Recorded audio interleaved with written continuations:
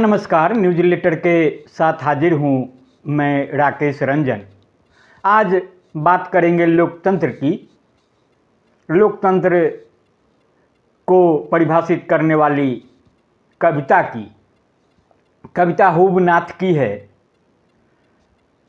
कविता है तो जाहिर है उसमें गूढ़ अर्थ छिपे होंगे जिसे संजीदगी से गूंजने की ज़रूरत होगी और संजीदगी से गूंजने के लिए सुनना ज़रूरी है।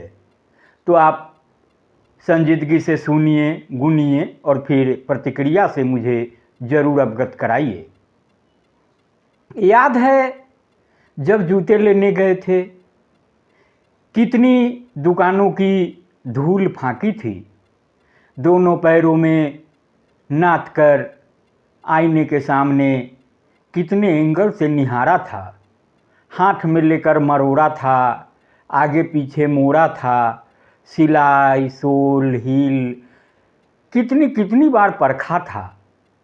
सेल्समैन से भी पूछा था, ठीक लगता है ना। लाने के बाद कितने जतन से रखा, जतन से पहना, पानी से बचाया, धूल से बचाया, बढ़िया वाला पॉलिश लगाया, शू रैक पर सबसे ऊपर, साथ में मुलायम मोजे भी, कितनी कितनी देखभाल की।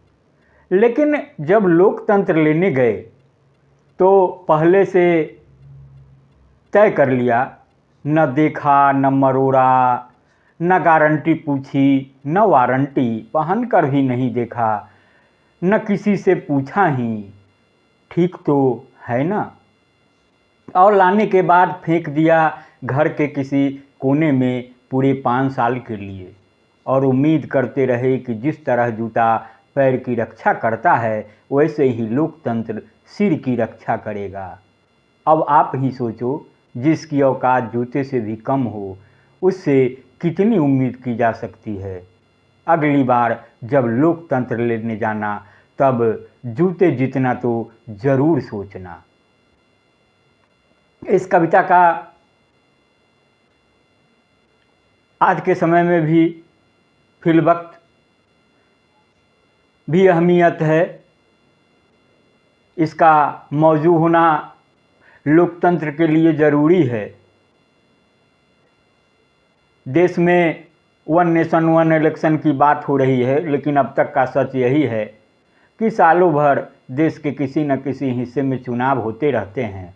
अभी हरियाणा में हो रहे हैं, जम्मू कश्मीर में हो रहे हैं, फिर बारी आएगी झारखंड की, महाराष्ट्र की, दिल्ली की, फिर बिहार की। चुनाव के मौके पर जो बातें होती है,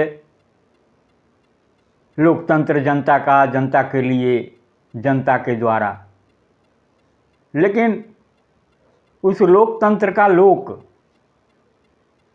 किस भूमिका में पेश आता है, किस तरीके से पेश आता है, तो वह जिस तरीके से पेश आएगा, जिस तरीके से देखेगा, जिस तरीके से अपनी भूमिका अदा करेगा, तंत्र भी वैसा ही होगा।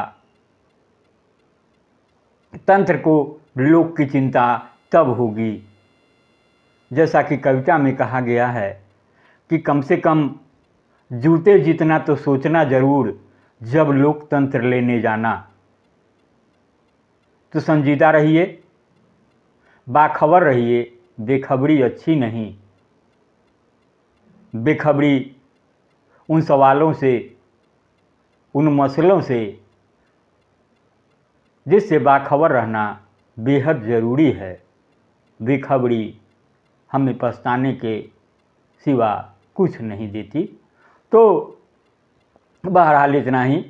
सुनने गुनने के बाद आप प्रतिक्रिया देंगे, लाइक करेंगे, शेयर करेंगे, और अगर आपने अब तक newsletter with Rakesh Ranjan को सब्सक्राइब नहीं किया है तो सब्सक्राइब भी करेंगे। नमस्कार।